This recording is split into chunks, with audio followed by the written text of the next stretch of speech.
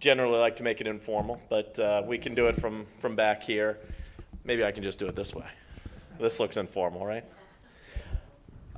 So hopefully we can answer questions and explain all this with what a BMAP is, Basin Management Action Plan. I'm going to try not to speak in acronyms because I know some folks are very familiar with what we do and what a BMAP is. But really what we're talking about is just restoration and protection of our springs here in Florida. And actually this came out of some legislative action that occurred in 2016. There was a Springs and Aquifer Protection Act that was passed by the legislature. It actually was debated in the legislature for a couple years, so it's not that this kind of sprung, no pun intended. You got me on there. I'll be here all week, people.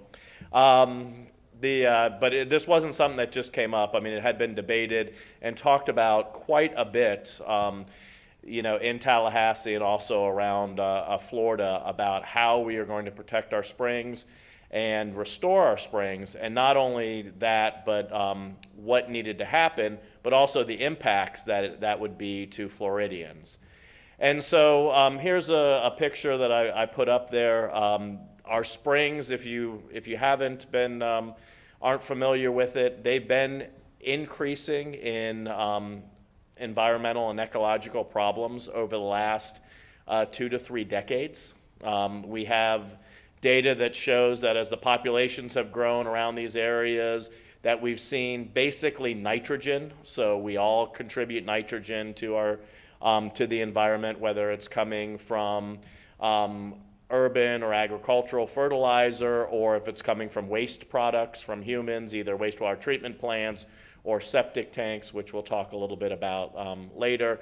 But that gets into our groundwater and then eventually comes out our springs and causes environmental problems. This right here is Weeki Wachee Springs. So if you see I should have done the before and after. Before, we'd have a picture of a mermaid swimming around and it's all clean and there's eel grass or that tape grass that you see. This is what it looked like probably about 10 years ago. And they've gone through a big process of cleaning it up. That's not the only spring that there was problems with. So we've seen these big environmental problems, and so the legislature said we need to do something about it, and they passed the Springs and Aquifer Protection Act, which basically what it said, I will jump forward to it, which basically what that said is that they identified a number of what they called outstanding Florida springs. Okay, there's 30 of them. These are our large iconic springs. If you think about it, Silver Springs, Wakulla Springs in the north, Weeki Wachee Springs. So these are the ones that people are very familiar with. And they identified those outstanding Florida springs, and they said basically 2 things. Water management districts, you all need to take care of the flow coming from this. So you need to look at the flow issues. DEP, you're in charge of water quality. You need to look at the water quality from these springs. And so we were given 2 years to basically go out and evaluate whether the springs were meeting water quality standards, whether they had the problems that I showed you or not. And then if they were, then we had to put together restoration plans for them. Okay? And so 24 out of the 30 springs had problems. And so we kicked those off and we put together restoration plans to deal with those springs in the past 2 years, so basically up till July 1, 2018, or July 1 of this year. Here's a picture if you want to see around the state where the 30 springs are.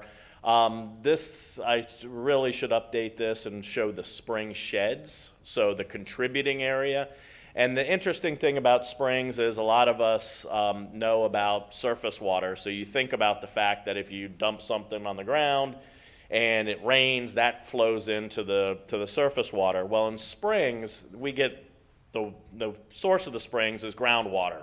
And basically anything that happens out on the geographic area, the rain actually drives it down into the groundwater, and then that groundwater comes out our springs. And in some areas, it gets there very quickly. In other areas, it takes a little bit longer. But we do have contributing areas that are tens of miles, if not up to 100 miles away. So, and in some of those, it actually gets there pretty quick.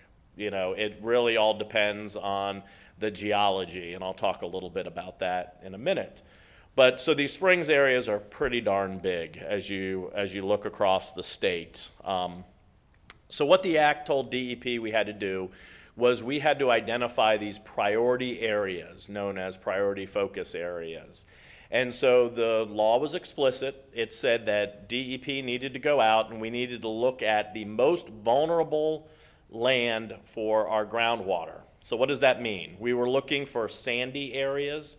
Clay, will slow down water as it's getting to groundwater. We all know that. You put it on there, it takes a while.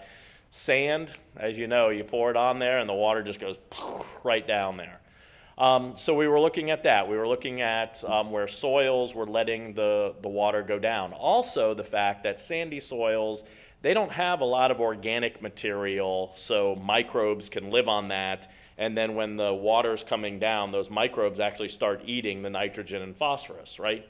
And so if it's mucky, there's a lot of those microbes on there. Sandy soils, they don't have that. So you don't have a lot of fancy term denitrification. Basically, the nitrogen gets eaten by these organisms and then goes and off gases as nitrogen gas. You don't have a lot of that in the sandy soils. So DEP had to go around and we had to identify these priority areas.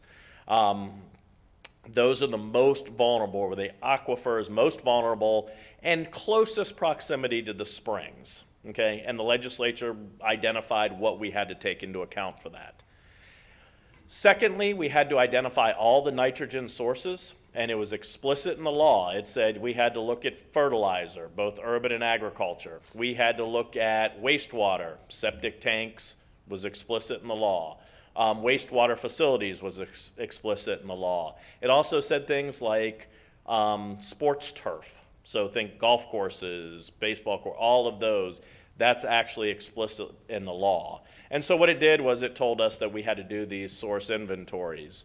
And then in areas of these springs where septic tanks or septic systems contributed more than 20% underneath this source inventory, the law said we had to do a remediation plan.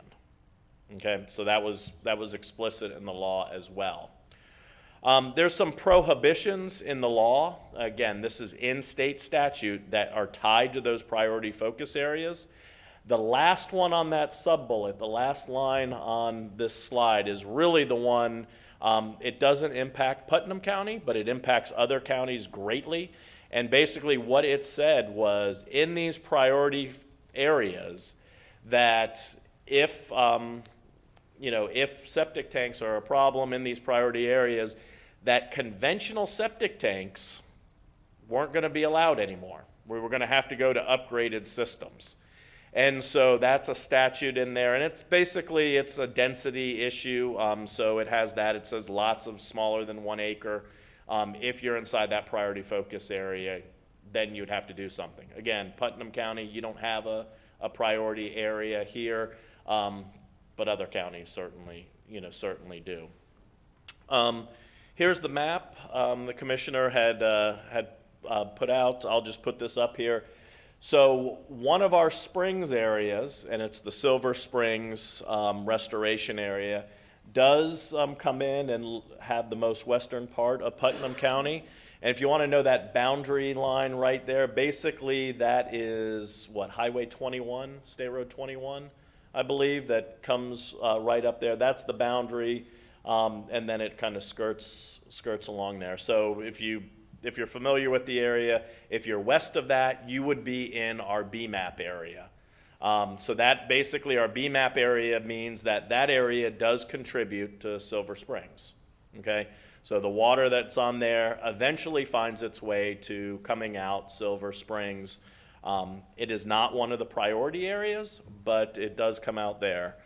And I believe this is on the map, but if you want to know, in that area, there's approximately about 1,000 septic systems on lots of less than an acre.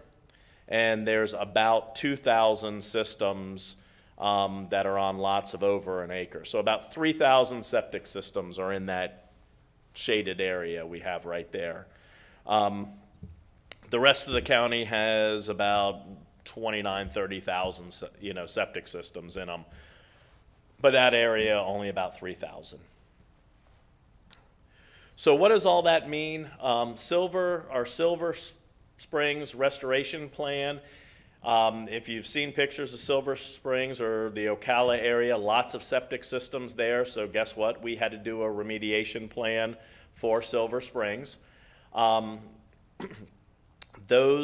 that means that prohibition that I identified before will go into effect in the priority area. Again, there's not a priority area here in Putnam County, but in Marion County there certainly is one. That was supposed to start on July 1st of this past year, 2018. We did receive a number of petitions to extend the time period. So they wanted an extension basically to decide whether to challenge our restoration plans or not.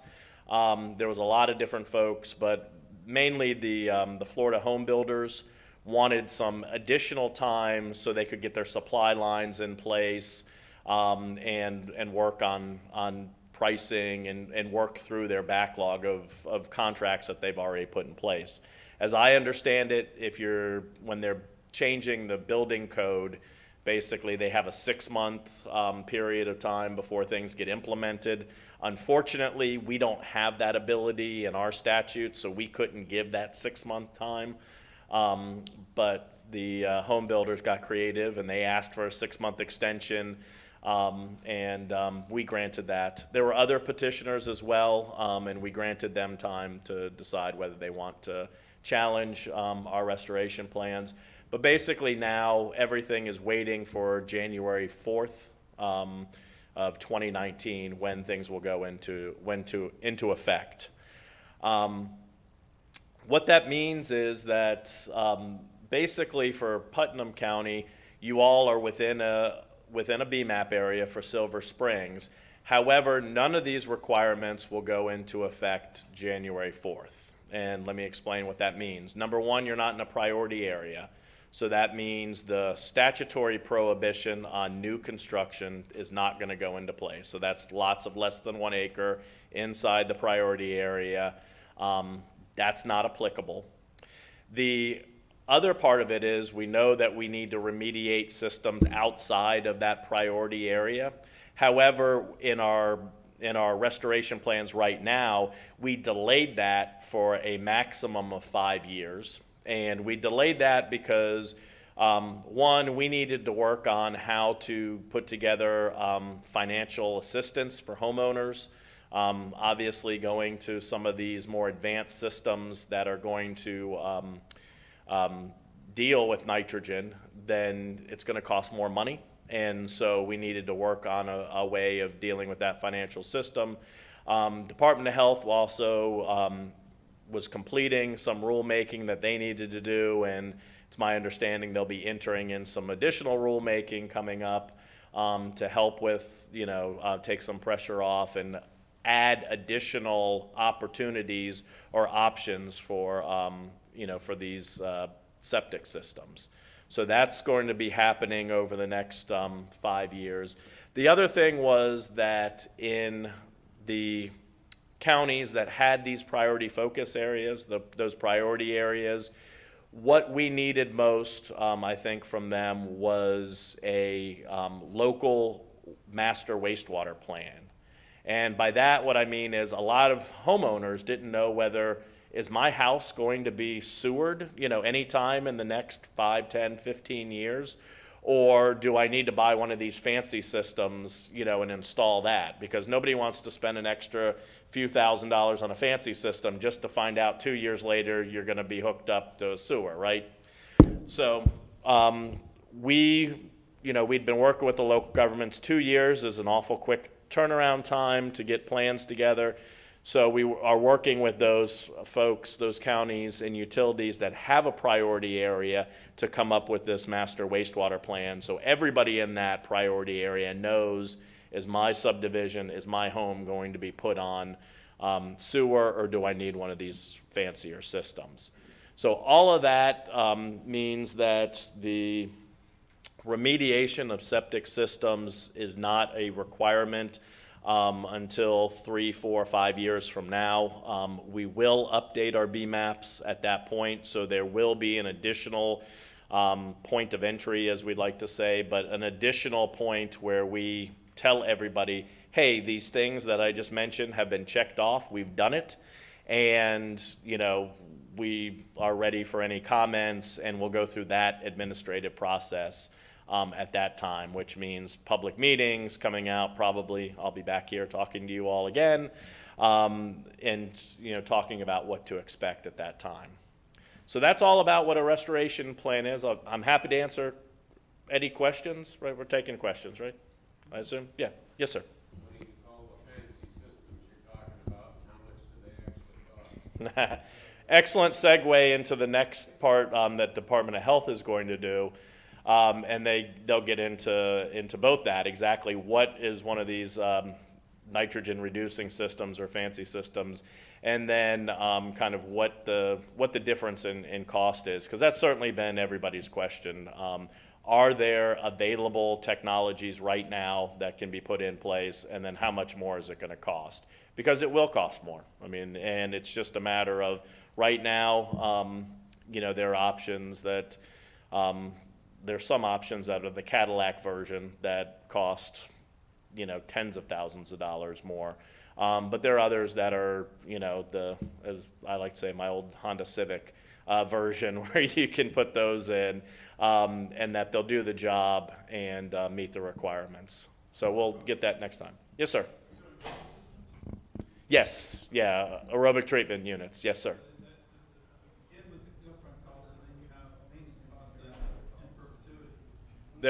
That's correct. There are some.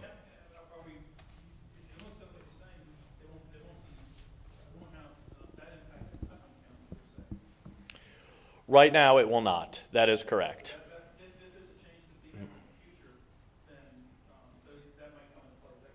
That's correct. Right, and so as we update the BMAP in 3, 4 years, we have identified that we, in order to be able to meet the TMDL, at least the restoration goal, that we are probably going to have to go outside of the priority area, and we're going to need reductions from systems outside of that right now. And so the question will be whether that is on lots of less than an acre, or whether that's on all lots. But that's still something that will be talked about and refined.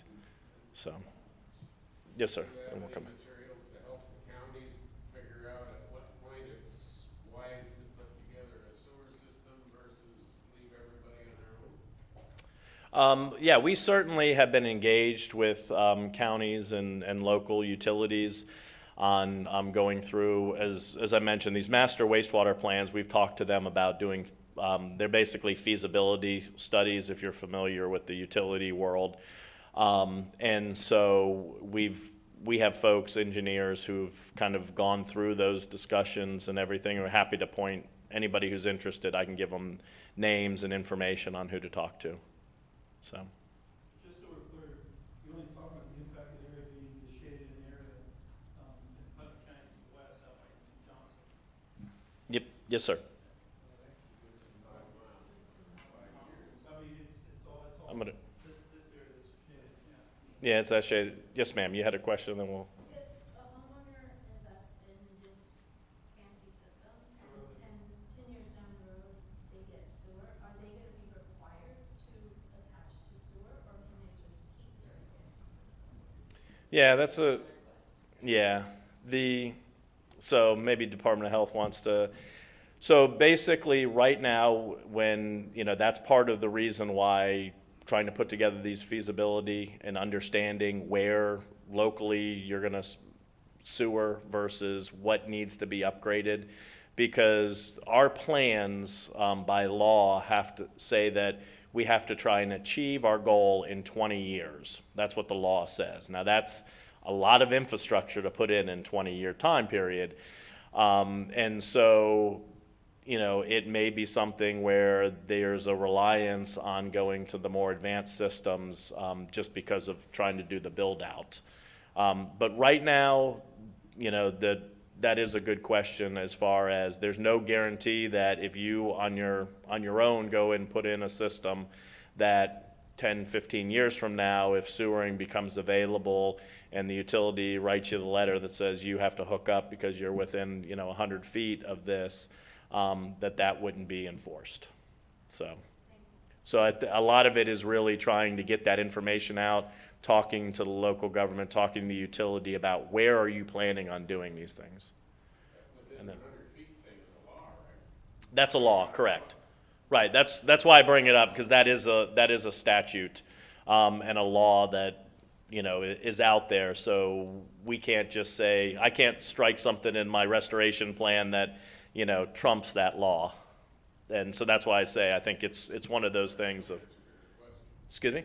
Partial answer to her question. Well, that's why I said there's nothing that says, now I will tell you that, you know, there's areas where, you know, people are within 100 feet and they're still on septic systems. You know, we know that, you know, there's that situation as well. So I think this gentleman had a question. I apologize for missing the earlier part of the meeting, and you might have covered it. Are the requirements that you're presenting today, are they specifically for the Springs BMAP, or do these requirements also apply to the lower St. John's Basin BMAP, which the rest of the county is in? No, these are for the Springs. Okay, so that's two completely separate areas. We're just talking about that very small portion of Putnam County that is in the Springs BMAP. Correct. Okay. So right now, remediation plans for septic systems are only in our Springs BMAPs. Yes, sir. The reason I really wanted you to come down, I went to Tallahassee for this meeting, and came back, and a constituent called me about a contractor who wanted to upgrade them to this fancy system. But basically said, you gotta take this system. And I went, no, you don't right now, but what you're saying is very important, and we need to hear you, is that if you don't meet the desired results that you're looking for, then you're gonna step outside of these areas to get those results. And then those systems might be required at that point. And I think that's what we wanna tell the public, is we might not be required now, but in the future, it might very well be required. Correct, and that's something to be, yeah, that's exactly the point. We won't be expanding outside of the, you know, that gray area, because that's really the Springs contributing area. But we, you know, the way that this whole plan works is we try and focus in those priority areas closest to the spring. But as we're moving forward with that, we may have to move outside of that to get reductions, and that may encompass the entire restoration area, the entire contributing area to some extent. And I think we have in our public meetings, our restoration public meetings, the BMAP meetings, I know I wouldn't say an acronym, but in those meetings, we've had that discussion with folks, but I don't think that, you know, that's a small group that actually comes to that meeting. But we've tried to establish that expectation that, hey, right now this isn't going to impact you, but pay attention because it might, and you need to be, you know, you need to be aware of it. What are you gonna do in some of the municipalities that just flat out refuse to do a centralized sewer system? And they don't wanna grow, they don't wanna have any more, they can't get any major restaurants because they don't have enough land for the parking and septic and Sure. trash and all that. What are you gonna do when that time comes and you say, you gotta do it or not? I mean, what's gonna happen? So then they would have to upgrade their system to, I mean, the gentleman made the comment about aerobic treatment units. There's other options. There's a passive system, which we'll talk about, or DOH will present here in a minute. But basically, they will have to do one or the other when the time comes that they have to do something with their system because it's backing up. They won't be able to put back in a conventional system. And so, you know, that's what the future is coming in a lot of these areas. Well, in the previous slide, you had that there was, financial assistance, it looks like, for the homeowners. Is there a quantity in that, or can you quantify that? So right now, as I mentioned, none of this is a requirement right now. So the department set aside for this period of time, we set aside $4 million for those areas with, and the water management districts have also, I cajoled St. John's, I guess, 2 years ago, we gave them money. But basically to put into these programs where we have the priority areas, to incentivize folks to go ahead and start hooking up to, not hooking up, but incentivize them to go to the more advanced systems. That's 13,000. And That's 13,000 per household based on 3,000. yes, It's really a moot conversation because that's enough to cover the cost. right, so, I'm sorry. no, go ahead. 4 million is not just for our small 3,000 units, that's different. Yeah, I mean, this is a, The question was, in the slide it said that there was That's for the whole restoration area. so this is, 3,000 homes. right, so this, well, right now, there's 3,000 homes in that area. There's not a requirement for any of those 3,000 homes to upgrade. But if there was, So if there was, likely it would be, as I mentioned, it would probably be on lots of less than an acre where there's 1,000 of those homes. And as you look out trying to deal with that over a 20-year period, which is what we have, you're going to need to have some financial assistance available for folks. And there's money available. We always get into this, this debate. Right now, it's not enough. I can tell you that much. We know that. We've tried to incentivize it in our priority areas. It's part of the discussion I'll probably have for the rest of my career of talking, with the legislature about appropriating funds. Because there's going to need to be appropriations for this, upgrading systems. There's going to need to be appropriations for helping with hooking up to centralized sewer, where that's happening. And obviously, there's other areas that will need agricultural advanced practices in those areas. So there's restoration is expensive. I think a lot of folks are aware of that. That's probably part of the biggest discussion. Right now, the hard part is trying to actually put some good estimates on what the demand is. where I'm coming from, we're down to 1,000 homes now. And at 15,000, which is a really high number, we're only talking $1.5 million. So it's not that big of a number to have, and it's over a 20 period of time. It can be, right. But when you look at, so in Marion County, I think the number in the priority area is like 40 some odd thousand systems. So that's, it's a big chunk. But some areas are more, I think it's easier to swallow. So it sounds to me like in Putnam County, we're fortunate because they don't have the issue they have. And education is gonna be the biggest part. And the planning department needs to put out for zoning before somebody, they used to give a zoning letter of approval before somebody built a house on a piece of property. That would describe the setbacks, and maybe we go back to that and then have that included so they know in the future, if they do get impacted, they're responsible for a cost. Right, and I think that's part of what we're trying to do, and part of what we'll need from Putnam County and other counties is to educate homeowners and property owners. One about what's potentially coming, and then how we're going to get there, so it's not a shock. Because I think that's really the biggest. I've said this before. Generally when I have this conversation, the first time people are throwing things at me. Well, actually, the first time they don't understand it, right? They haven't put how that's going to impact them, and they're like, oh, okay. And then the second time, they're starting to get mad at me and throwing stuff. The third and fourth conversation, you start talking about solutions and how to get there. So, yes, sir.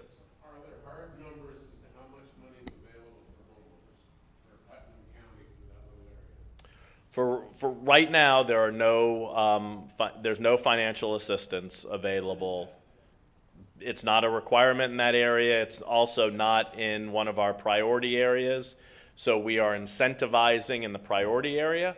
And there is, in those priority areas for the springs, there's basically $10,000 per homeowner to offset the costs. For some people, that's going to pay for their entire system. For some people, you know, it'll make a big chunk into it. So, yes. 1 acre or less, that's all we're talking about, right? Less than 1 acre, yes. If you're 1 acre, if you're 1.00, you're good. Only in that area. It's a very small amount. Right. Now, like I said, we've had discussions about whether we would need to expand that to all systems. So that will be a conversation over the next 3 or 4 years as we update.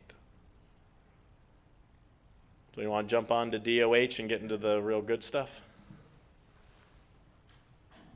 And I'm here to answer questions, so as things go on, we can. Let me go ahead and pull Tom this didn't up. leave much for me to say. Very, very good. Why don't you both introduce yourselves, just in case, that's my everybody probably knows. Oh, did I not introduce myself at the beginning? Oh, okay, I thought I did. Okay. I'm Anthony Dennis. I'm the Environmental Health Administrator at the Alachua County Health Department. I've been, involved with BMAPs. I think the Orange Creek Basin, which does affect you here, I think was one of the first ones in the state. So I've been involved with BMAPs probably like 15 years. And like Putnam County, Alachua County is also potentially affected with the Silver Springs. We're not in the the focus area, but as he said, as it's updated over the years and they need more, they may go outside of that. So what we have right now, let me just skip to it. How do you advance? Just do the arrows. You did the down arrow. Okay. Okay, so one set of rulemaking has been completed. It was completed late July, early August, and that gave us options for more of these nitrogen-reducing systems. We have had and have always had these advanced performance systems. Those are engineer design. They have to have an operating permit, a maintenance entity. They're very expensive, typically 3 times or more what a traditional system would cost. ATUs are, we just approved through the new rule, the standard 40 and 245. So those are in rule. Those are ATUs that have those are ATUs that have the ability to reduce nitrogen. Those systems are on average about twice the cost of a traditional system. They do require a maintenance entity and an operating permit, so that's an ongoing expense. But also what was approved in rule was the in-ground nitrogen reducing biofilter. And this, I think, will be the preferred system where it can be installed. It's very site specific. It's got to have sandy soil, which is typical, as you heard from that's typically where we see the influence from septic systems where there's sandy soil. This system could be as much as twice a traditional system, and everyone wants to hear a price. It's hard to put a price because it does vary. For a standard home, standard in-ground system, I mean, the cost could be anywhere from $3,000 to $5,000. So if you're having to put this type system in, it could go from $6,000 to $10,000. When you're dealing with a water table where you have mounted systems, which is there's a lot of high water table here in Putnam County, a lot of mounted systems. Putting this system in would add about 12 inches of fill to the system. 12 inches of height to the mound, that's an additional expense. But essentially what it is, And there's no operating permit and no maintenance entity is needed, so it's a one, it's put in, you do have to record this on your deed because it is expected to, it'll have a life, and we don't know what that is yet, 15 to 20 years, where it may quit performing and it may need to be replaced. And so it's recorded on your deed that you have this installed on the property. Essentially what it is that this septic systems are permitted with a 24-inch of aerated soil. That's where the bacteria take care of all the bad bacteria, viruses, but it also creates that environment for nitrification, and that's where you get the nitrate is produced. So there's it's called lignocellulite material. It's a mixture of wood chips and loamy soil. And we've had a lot of calls from contractors that are trying to get prepared, staged to be able to produce this stuff. Basically mix it together. You have to do an excavation, then you install it. And to do this is going to require I've heard maybe more, 2 to 3 more inspections from the health department. And so there'll be reinspection fees of $50 each time that it has to be done. So there's going to be that little bit of expense with the permitting. But then the system is approved and you've fulfilled the requirement for a nitrogen reducing system. So any questions about that? There's not an operating permit required for this, no engineer design, no maintenance. It's really very similar to a standard drain field. It just has this layer beneath the standard drain field. I don't have a pointer, but where this wood chip and loamy soil material is mixed. Looks like you're getting closer to the water table though. No, because the standard drain field in the black area, you have to have, that is made up with that material, and that has to be 6 inches above. So if you, If you're within 6 inches of the water table, right now we're shooting 12 inches above, so you're getting 6 inches little, you're getting the ground a little more, your ground isn't growing by a full 12 inches, it's only growing by about 6 inches. it could, depending on the water table. The drain field is the standard 12-inch drain field, which is the dark area. This is a soil substitution that's going underneath that is So the only thing you're talking about 18, is a little bit of excavation, and then that wood chip and loamy soil mix. correct. Otherwise, it's just time and very little material there. I couldn't imagine it's gonna be, once this gets rolled out, it's not gonna be that expensive. Yeah, the industry is saying, I mean, they're saying up to 2 times as much as a standard drain field. Everything is going to vary on the lot. There's the excavation, the material, the added inspection, and then if there is a water table, that can create issues where you may need to get a pump because you are elevating the system a little higher. That's gonna have to be pumped, but from a person that does this for a living, the difference between an in-ground system and above-ground system is about $2,000, $2,500. The cost of the fill, right? Right. If we're talking a double, we're only having a conversation about the 2,500, so we're talking $2,500 more. Right. That's not that great. Right. Yeah, and that's why we stay away from the prices because all counties are different, with what it costs. But up to twice as much. But not on the whole system. When you talk to a system, you're doing a tank. Correct. Tank and a pump. Correct. You're already paying for that no matter what. Correct. So we're only talking about the drain field end of it.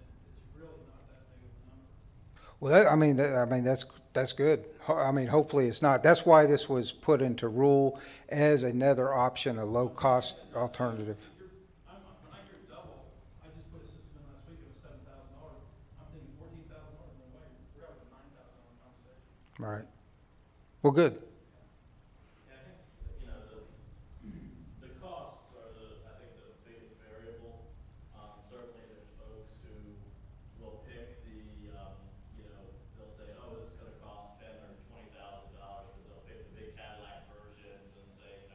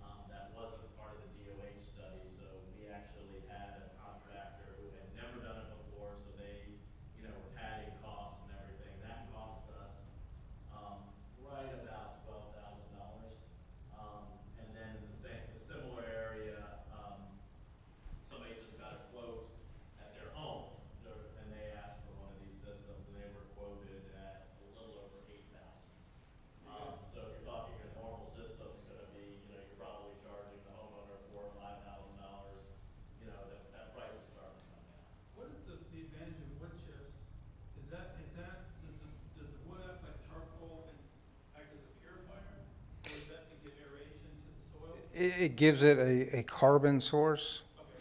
It's, and that wood material, I mean, that's part of the cost. I mean, we've had,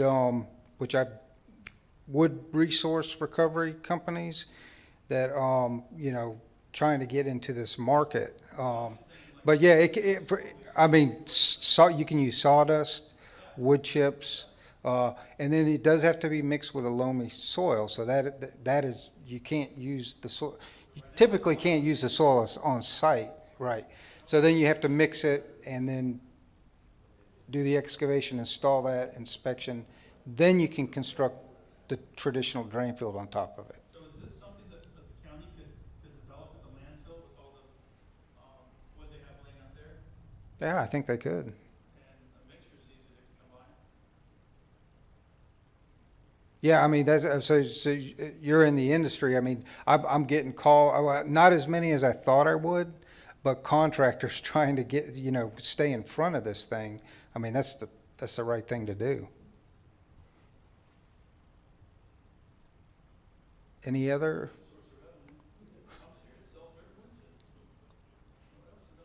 Anthony, I think the situation is gonna be like this.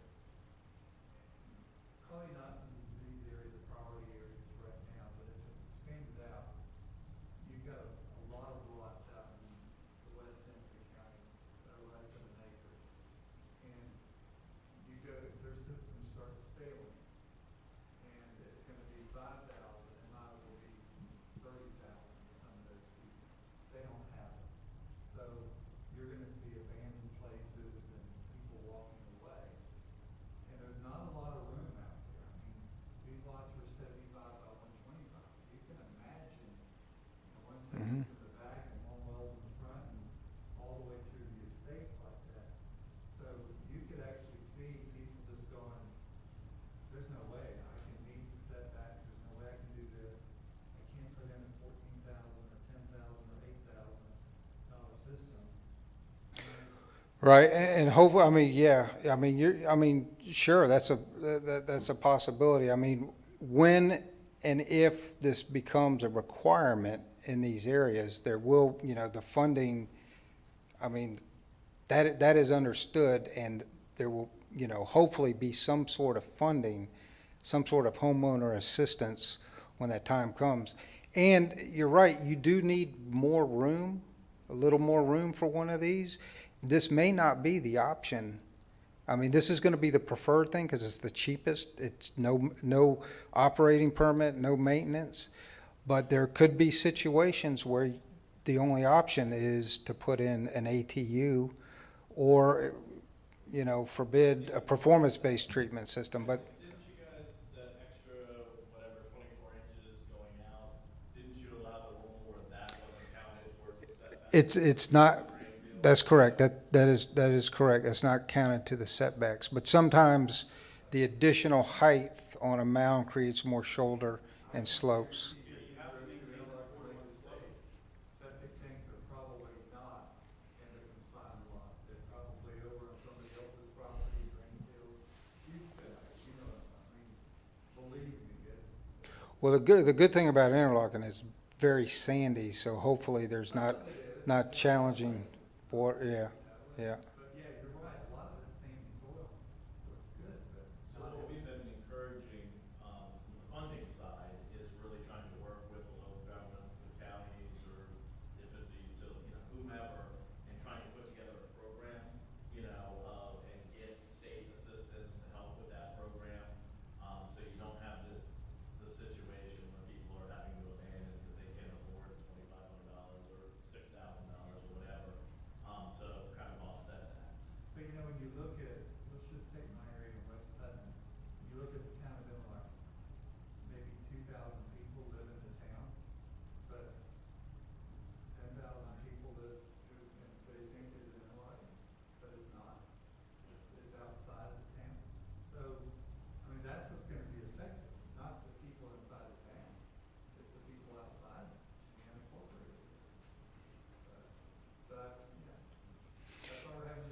I mean, they're great questions. I mean, it always comes, I mean, that's why we cut right to the chase here on this presentation. It's what's available and, you know, what are the expected costs with it.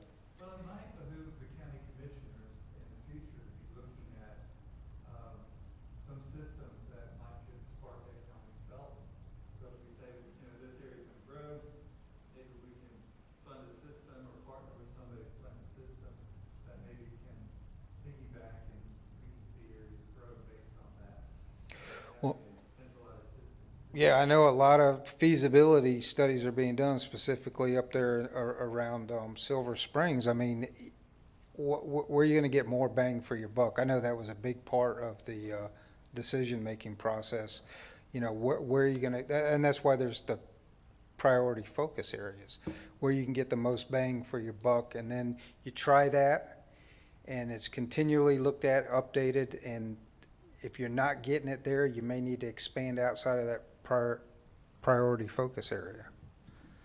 Yes, ma'am. How is this gonna work for those septic systems that don't have a line, that are? The only thing that would dictate, that putting in a nitrogen reducing system does not create a mound. Except for a rare situation where the water table, if the water table were 48 inches or 36 inches, you can get a system in the ground, but it's really shallow. If you're having to do this, this is going to push it up 12 inches. So you'd have a hump. Yeah. So you would be, you know, that's very site specific, depends on where that water table is. I think generally when we talk about that part of the county, except lots that are on the lakes and stuff, I don't think that's going to be an issue. But anything what we found in the last hurricane, Yeah, the lakes, the wetlands are still there and nobody realized how Right. wet they really were. no, that's right. That's, They see water was staying where water wasn't. And even in the Melrose area, blew out roads that shouldn't have blown out. well, yeah, I noticed they're right there in Putnam Hall. Yeah, Some houses built there, and they've got a lake in their backyard, and it's been there for a while.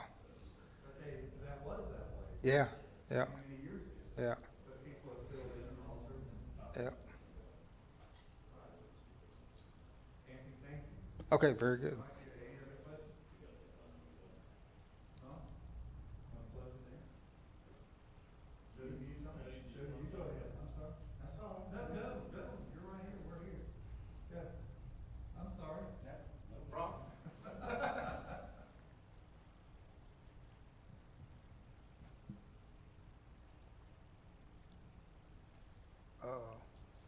I don't have anything. Oh, okay.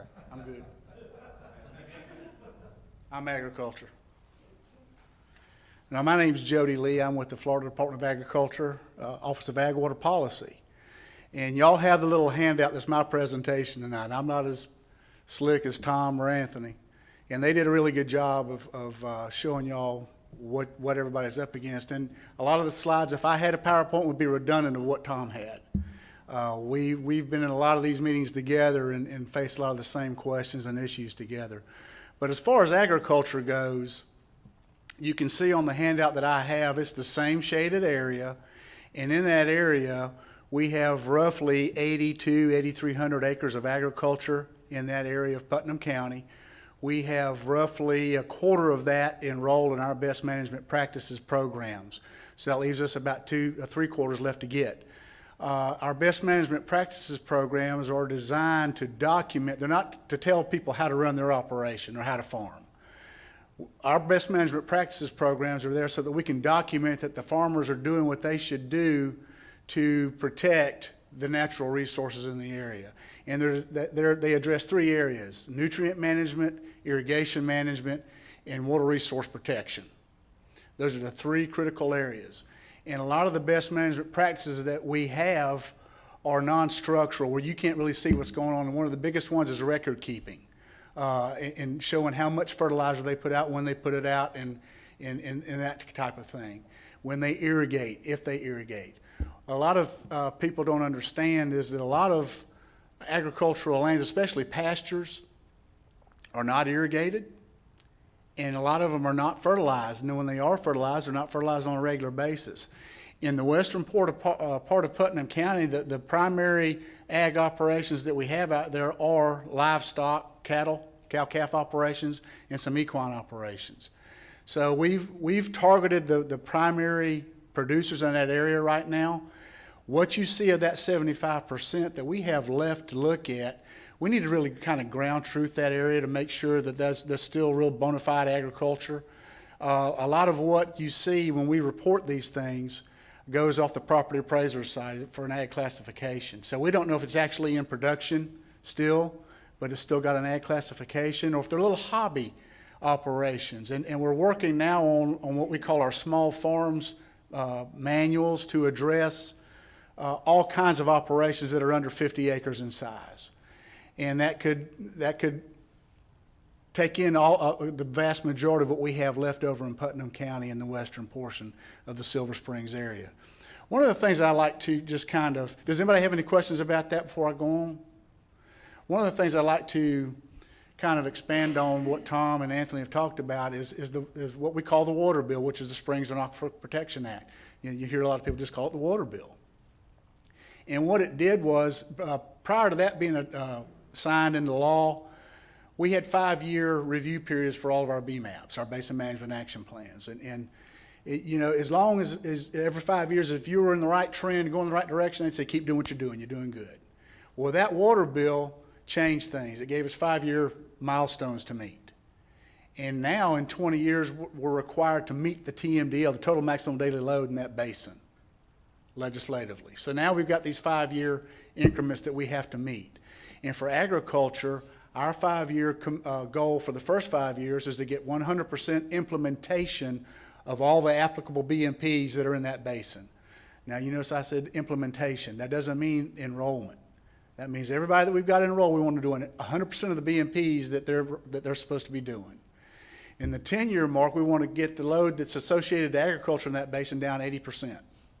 And in 15 years, we want to get it to 100%. That gives us a 5-year buffer to try to get to where we need to get. And like Tom and Anthony have both mentioned, it may come to where we might need to do something extra. And for agriculture, that's going to depend on a lot of people that are willing to volunteer to participate in those programs and cost share money if it's available from the legislature, because we depend on that for our cost share dollars every year. And a lot of what we do up in this area, especially in cattle and cow-calf and equine operations, are cross-fencing and exclusion fencing projects to protect the water resource and the sensitive areas on a property. It helps producers manage their pastures better so they don't get all grazed down and you got a lot of runoff. They maintain their pastures in a good fashion to keep at least 2 inches of grass in those pastures. And then we can fence off sinkholes or wetland areas to keep cattle or horses out of those areas and encourage them to go to other areas to get water.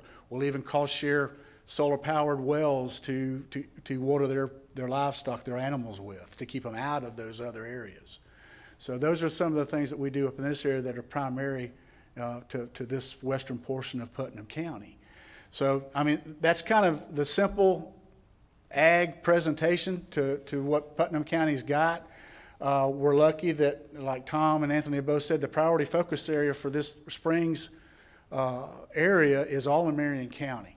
It's none of it's in Putnam County. So Putnam County is lucky in that aspect for all things. But what we're doing now is to work with producers to, since the water bill has been passed, and I think it's important that I pass this along, is that we get the producers to understand if you're in an adopted Basin Management Action Plan area, then you either enroll in what's applicable to you or you monitor for water quality discharge. And it's not just going to scooping up water out of your ditch. You're going to follow either a DEP or Water Management District protocol sampling program, and that can cost producers tens of thousands of dollars a year. And of all the acres we have enrolled in the state of Florida, we have yet to have anybody that's chosen to monitor themselves. But now we've got a kind of a time frame on it, a limit, how long they can take before they start monitoring. And we're working statewide with not only the ag associations to get to their members, and word of mouth is one of the best ways that we can get the word out. to get producers to enroll that, hey, this is not really so bad. When we go out to enroll people, we ride around with them across their property and we talk with them. And when we get through, we break out the manual for them to go through on the checklist to enroll in our B&P program. We can tell them, you know what? You've pretty much answered all the questions on this checklist just by us talking. And what we found, and the new water bill requires us to submit a report to the legislature every year now. And we found in the last year that producers were implementing 98% of the BMPs statewide. That's pretty close to 100%. So we just got a few things to get across to people that we need to make sure that they understand what they're supposed to be doing.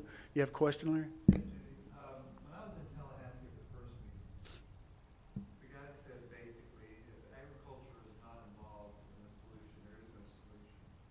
But he also said to this, don't think that ag is the biggest polluter either. They're not. Just because you drive by a cattle farm or a dairy farm, and you think, well, boy, if they clean up their act, we're fine. They're not the big problem here. It's all of us together. Do you agree? Well, I tend to agree with you. Of course, I'm an ag guy, and we've had some discussions with Tom's outfit and, DEP and they're friendly. We don't get cross with each other about it, but, we've had some disagreements about some things, about what goes on, but there's a way that we can all work together to get where we need to get.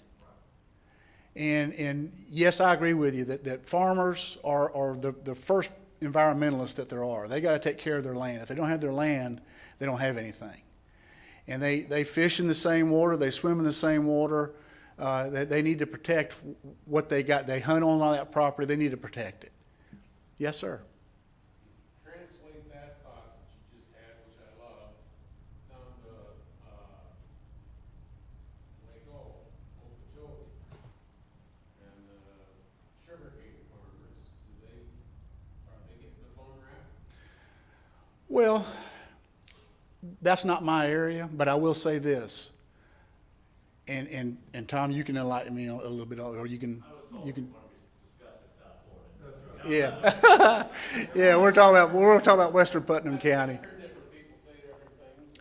Well, Because the commissioners want, really, sorry, Jody, to jump on this, but, there are a lot of sources. You can't point to one and to say, this is the reason, that there's these problems. So, you gotta deal with all the sources. I was asking the ag man. well, I can tell you too that we can show you that when the water leaves Lake Okeechobee and gets into the southern part of the Everglades ag area, that it's cleaner once it leaves there than it was when it got to them. You got a big concentration of stuff coming from Kissimmee down to the lake, and agriculture is part of it, but it's not all of it. Is the sugarcane grown to the north of it? There's some, But not, not all of it, but there's some. thank you. Well, thank you. But we all need to do our part, and we need to. It's not going to be just one area doing it by itself. It's going to be everybody working together. Yeah, what's right's right and wrong's wrong. Yeah. If you want to find your farmers, don't change all their zoning to residential, and you'll find out real quick who's going to claim agriculture. Well, there's a lot of truth to that. We want to try to protect agriculture, because if agriculture goes out, once it starts growing houses, it didn't go back to growing crops again, and then you got bigger problems than what you've got now. What I'm saying is, it's a joke. If you send them out a tax bill for residential, they'll come out and let you know. Well, we're also working on outreach efforts. We've got our own outreach effort going on now, and what we call, I'll use another acronym, our BEEP program, which is our Basin Management Action Plan Enrollment Efforts Program. And we prioritize the BMAPs for ag. And we're sending out letters to them, letting them know what's expected of them. And we got to get it across to them, look, we got to get things going in a lot of areas and make sure that we're doing what we need to do. And if we're not, we need to figure out what we need to do. So, be glad to answer any questions. All right, I appreciate your time.